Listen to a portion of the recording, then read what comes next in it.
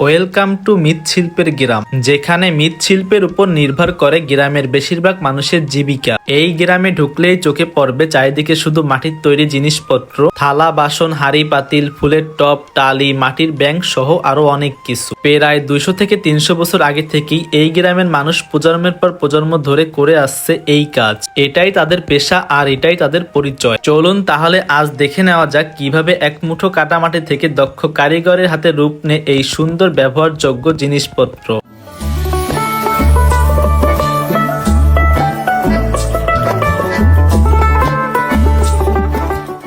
এই গ্রামে রয়েছে অসংখ্য মৃৎশিল্পের পাইকারি কারখানা, যেখানে প্রতিদিন তৈরি হয় হাজারো মাটির জিনিসপত্র।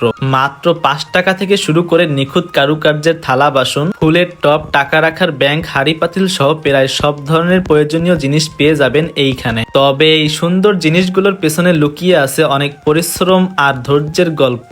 এইগুলো বানানোর প্রক্রিয়াটা একদমই সহজ না। প্রথমে দূর দূরান্ত থেকে যাচাই বাছাই করে ভালো মানের মাটি সংগ্রহ করে নিয়ে আসা হয়। তারপর সেই মাটি পানি দিয়ে ভালোভাবে মেখে নরম ও ব্যবহারযোগ্য করা হয়। এরপরে কিছুক্ষণ রোদে রেখে দেওয়া হয় যতক্ষণ না সেটা তৈরির জন্য একদম উপযুক্ত হয়। তারপরেই শুরু হয় আসল কাজ। কারিগরের হাতের স্পর্শ আর চাকার ঘূর্ণিতে মুহূর্তেই তৈরি হয়ে যায় বিভিন্ন আকৃতির জিনিসপত্র, যেখানে প্রতিটা জিনিস পায় আলাদা সৌন্দর্য। এরপর এগুলো রোদে শুকানো হয়। শুকানোর পর শুরু হয় নকশার কাজ, যেখানে প্রতিটা পণ্যে যোগ হয় আলাদা সৌন্দর্য।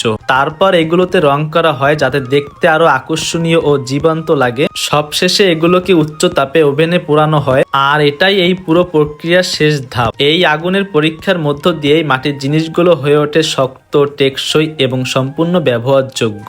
এইগুলো দেখতে যতটা সুন্দর তার চেয়ে বেশি পরিশ্রম আর ভালোবাসা লুকিয়ে আছে এই প্রতিটা জিনিসের ভিতরে। আপনারাও চাইলে এই গ্রামে এসে ঘুরে দেখতে পারেন এবং এখান থেকে খুচরা বা পাইকারি দুইভাবেই কিনতে পারবেন আপনার পছন্দের জিনিসপত্র।